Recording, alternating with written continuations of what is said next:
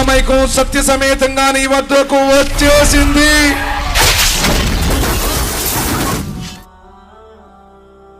జాలిక మా కొంత మిన్హు తయీద్.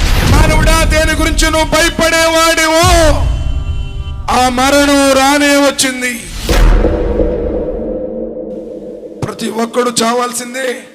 ఏ కులమైనా, ఏ మతమైనా, ఏ దేశం వాడైనా, ఏ పార్టీ వాడైనా, దేవుని నమ్మేవాడైనా, దేవుని నమ్మని వాడైనా, ఈరోజు మాటలు స్వీకరించేవాడైనా, తిరస్కరించేవాడైనా,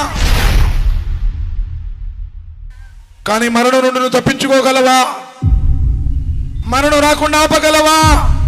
రోజు ఆపరేషన్ చేసి డాక్టర్ గారు బ్రతికించాడు అని దండం పెడుతున్నావే, ఆ డాక్టర్ అయినా మరణం నుండి కాపాడగలడా? ఎవడు తప్పించు? మరణం తర్వాత జీవితం లేదనే ఓ మనిషి, నువ్వు మరణాన్ని తిరస్కరించగలవా?